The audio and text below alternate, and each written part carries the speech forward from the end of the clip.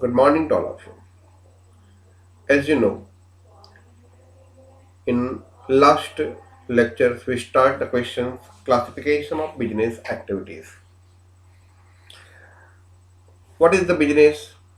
It is nothing but one part of economic activities which a human can do for their survival. So in the last lectures, as per our discussion, economic activities broadly divided into three parts. First is the professions, second is the business, third is the employment. In this lectures, we discuss a classification of business activities. So, totally business activities, whatever, it should be broadly divided to between two parts. A is a commerce, B is a industry. Now, what is the commerce? Generally, commerce are providing commercial activities are providing services, but industrial activities is what? Normally, industrial activities producing product, producing a new product. So, basically, industries are divided into four parts: extractive industries, second point genetic industries, third point manufacturing industries, and fourth point construction industries. As we discussed, in extractive industries, uh, there is extractions of some minerals from surface of the land. Genetic industries means rearing some product, rearing some genetic product. Manufacturing industries means conversion of raw material into a product, final product, and construction industries means constructing some new product. So, in today's lecture, we are discussing broadly what are the manufacturing activities. Manufacturing activities means not only a conversion of material into the final product, but they are also basically divided between four parts. The first one is the analytical industries, is also called as manufacturing industries. Synthetic industries is also called as manufacturing industries. Processing industries is also called as manufacturing industries. And assembly line industries is also called as manufacturing industries. So, be serious about these questions, very, very important questions. Uh, Analytical industries. Normally, in analytical industries, a company makes a productions by analyzing and separating different elements from same material. Means company have a same material, but by making procession it can analyze and separate the different kinds of the material. The best example of this is the oil refiner. What the oil refinery can do? Oil refinery have a crude oil which is below the surface of the land, below the water, in a sea. He extract the crude oil, and by doing activities it can it can process and separate it into petrol, diesel, gas, gas oil, kerosene, lubricating oil, etc. etc. Second one is the synthetic industries. Synthetic industries means what? They can combine two or more products and produce new product. They are the main functions of synthetic industries. Just we are discussing overall as per the name. What is the processing industries? Processing in a processing industry, raw material are converted into finished goods, but by through different process. So as materials are converted one by one into the different process, and in the final process they are producing a product, and that is why industries engage in this types of producing product in this types of product producing activities is called as processing industries. Now the assembly line or industries, that means assembly industries, yeah, line industries. The activity of this main activities of this industries is nothing but just assembling different instrument, different components, different spare part, and by using this produce a new product, produce a new product. So this is the main assembly line industry. So manufacturing industry basically classified into four parts. The first one is the analytical industries, synthetic industries, analytical industries, company manufacturing activities. In this industries, whatever the companies engage, they are separating the different product, processing and thereby separating the different product from the same product. They can analyze the different product, and that is why it can said analytical industries. Second is the synthetic industries. They are combined two or three kinds of different material and producing a new product. This is called synthetic industries. Third one is the processing industries. In this activities, a company can converted raw material into the final product by processing a different process, by processing through the processing different processing means he entered the material into the one process. As soon as the one process is completed, enter into the next process. As soon as next process is completed, they convert it into the third process. In this way, whatever the process required, a company can do it, and at last finally can produce a final product. So analytical industries, second synthetic industries, third processing industries, and the last one, fourth, assembly industries, line industries.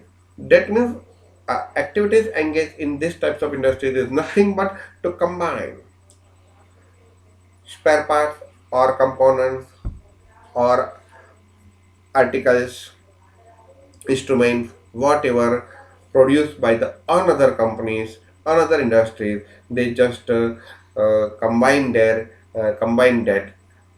materials into his industries and producing a new product. So now let us discuss each in details. Analytical industries. એનું બહુ ચોખ્ખું ગુજરાતી તો હું નહીં કહી શકું, પરંતુ analytical ઇન્ડસ્ટ્રીઝની અંદર દરેક પ્રોડક્ટનું પૃથક્કરણ કરવામાં આવે છે. દરેક પ્રોડક્ટની ડિટેલની અંદર એનું એનાલાઇઝ કરવામાં આવે છે, પૃથક્કરણ કરવામાં આવે છે એમાં, અને એને એક પ્રોડક્ટમાંથી એક જે પૃથ્વીના પેટાળમાંથી આપણને સંપત્તિ ખનિજ સંપત્તિ મળે છે એમાં અલગ અલગ પ્રકારની વસ્તુઓ સમાયેલી હોય છે, તો પ્રોસેસ દ્વારા એમાંથી છૂટું કરવામાં આવે છે. તો આ પ્રકારની ઇન્ડસ્ટ્રીઝ જનરલી ઓઇલ ઇન્ડસ્ટ્રીઝ એ આ પ્રકારની ઇન્ડસ્ટ્રીઝ છે.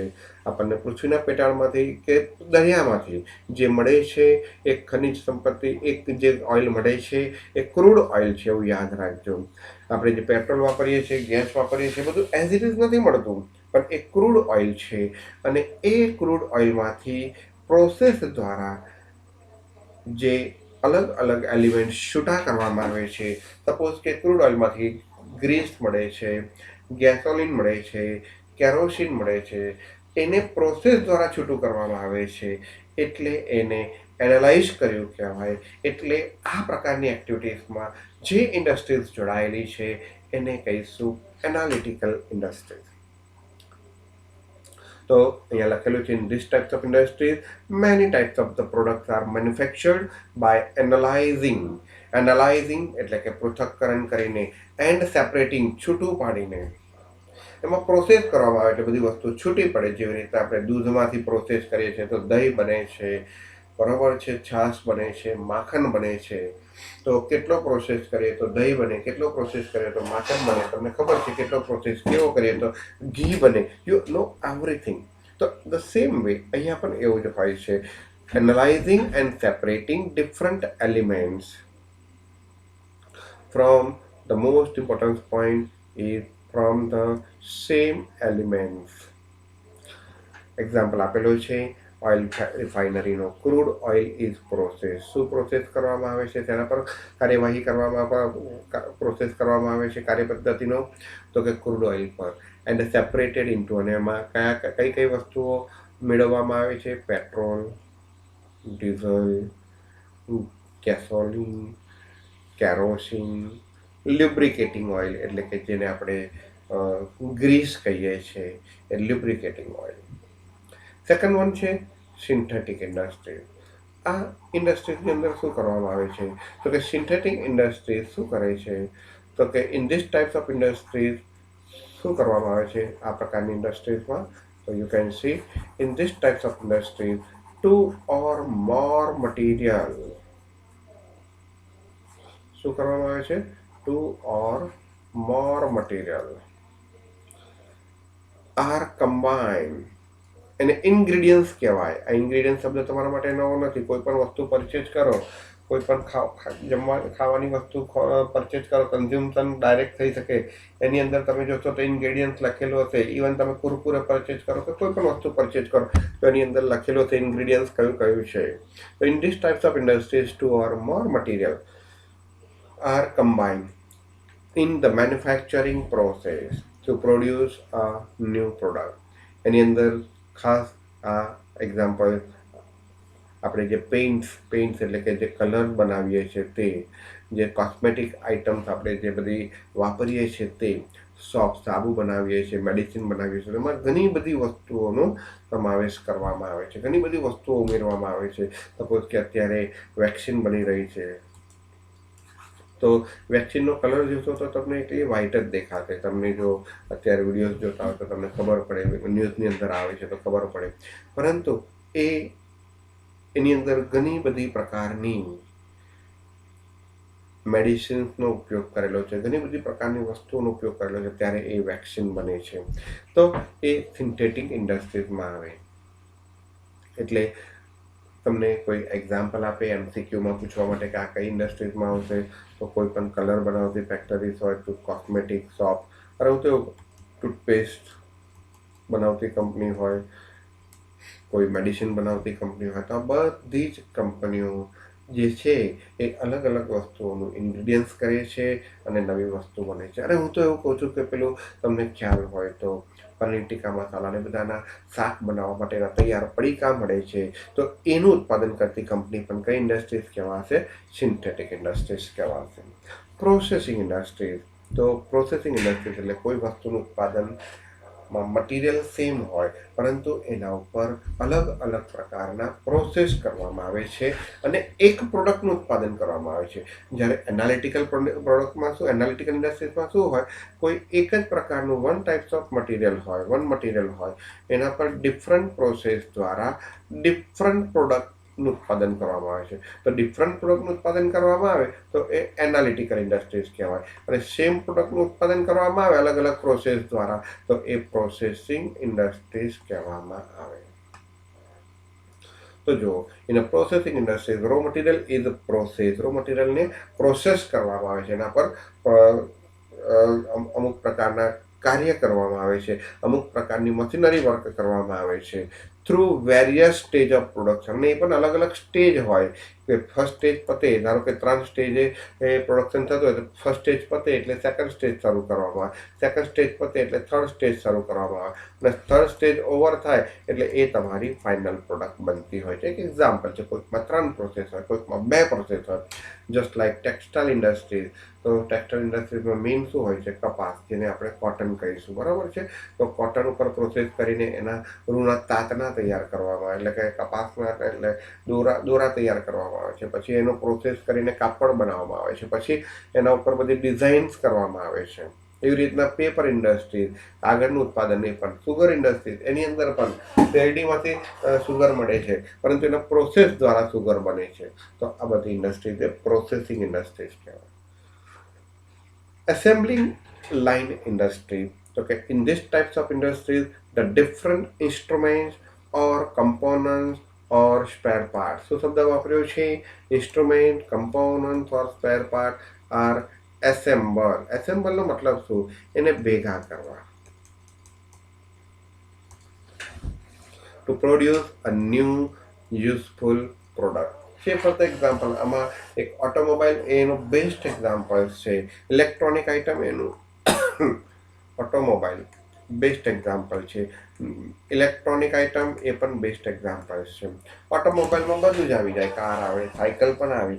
ઇવન સાયકલના પણ બધા સ્પેર પાર્ટ ચાઇનાથી આવે છે આપણે ત્યાં આપણા દેશની અંદર, અને એનું ફક્ત કંપનીઓ એસેમ્બલિંગ કરતી હોય છે. ઇલેક્ટ્રોનિક આઇટમમાં પણ બધી જ વસ્તુ એસેમ્બલ આવતી હોય છે. કોમ્પ્યુટરની અંદર પણ એ જ પ્રકારની વસ્તુ હોય છે. તો આ બધી એસેમ્બલી લાઇન ઇન્ડસ્ટ્રીઝ કહેવાશે. હજુ જો બીજું ક્લાસિફિકેશન જોવા જઈએ તો another classification of industries on the basis of investment. ઇન્વેસ્ટમેન્ટના બેઝિસ ઉપર એનું જો ક્લાસિફિકેશન જોવા જઈએ તો બે પ્રકારના છે. એક heavy industries and light industries.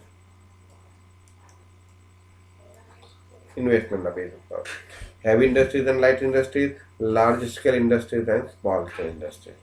Heavy industries કોને કહેવાય? જેમાં લાર્જ કેપિટલ ઇન્વેસ્ટમેન્ટ છે, ઇન્વેસ્ટેડ છે. અને લાઇટ ઇન્ડસ્ટ્રીઝ કોને કહેવાય? જેના સ્મોલ કેપિટલ ઇન્વેસ્ટેડ છે. લાર્જ સ્કેલ ઇન્ડસ્ટ્રીઝ કોને કહેવાશે? Large and small scale. Scale એટલે કે ઉત્પાદનનું ધોરણ. તો સ્વાભાવિક છે કે જેમાં ઉત્પાદન મોટા પાયા પર થતું હોય તો બલ્કમાં થતું હોય તો લાર્જ સ્કેલ કહેવાશે, અને શોર્ટમાં થતું હોય તો એ સ્મોલ સ્કેલ કહેવાશે. તો નેક્સ્ટ છે industries by the types of product. પ્રોડક્ટના ટાઈપ પ્રમાણે સપોઝ કે અમે બનાવીએ છીએ તો એ ટીચિંગ ઇન્ડસ્ટ્રી.